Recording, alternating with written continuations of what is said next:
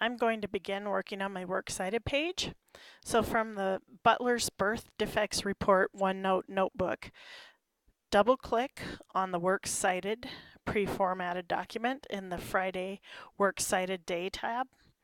Double-click and it will open a version in Desktop Word. So the first thing you do is double-click in the header, and where it says last name, you type your last name. Now the 4 after my last name is a page number. If my paper is 3 pages long, it's number 4. If my paper is 5 pages long, I would need to change this to number 6. But right now, let's pretend my paper is 4 pages long, and I change it to number 5. Click on the Close Header and Footer button right up here, and where it says Start Here, take and highlight, hit backspace, and then you just begin typing. So I'm starting with my Carson DeWitt,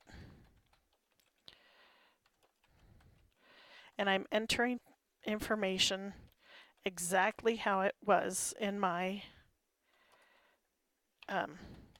purple sheets. At the end of the line on the purple sheet, I have a period that's been provided, so I put that. The next line starts with quotation marks, and then it ends with a period and quotation marks. My next piece, title of source, says it should be in italics, so I hit Control-I and change it to italics, and I type in the Gale Encyclopedia of Science. Take my italics off. At the end of that line is a comma.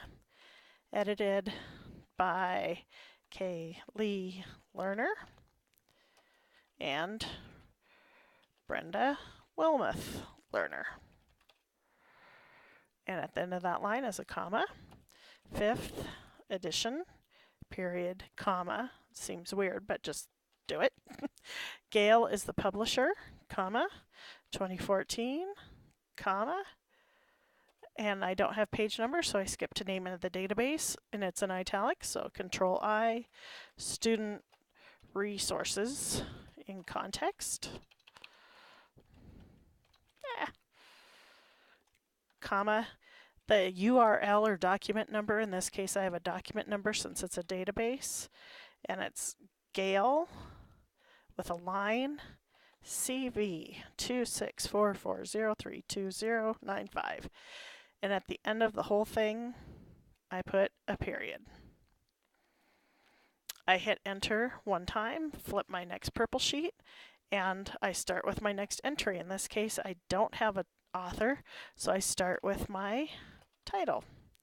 Did you look?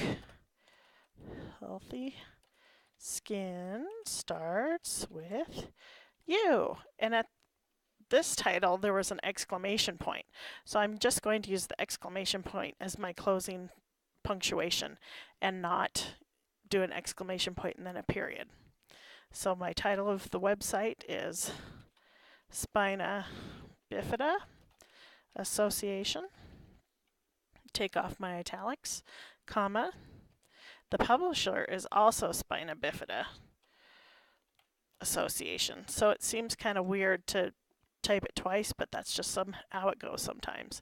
Comma, May 2017, comma, and then my URL, which is Spina Bifida Association.org/WP content/uploads/2017/03/did you look adolescent and adult.pdf, period.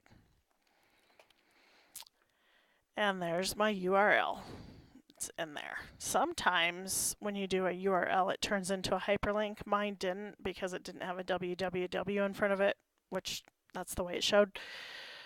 If that happens, all you do is you right click, and then there will be a space which says remove hyperlink, and that's all you do. After you do that one, you go to the next and you start filling it out. And I will show you a finished version after this tutorial.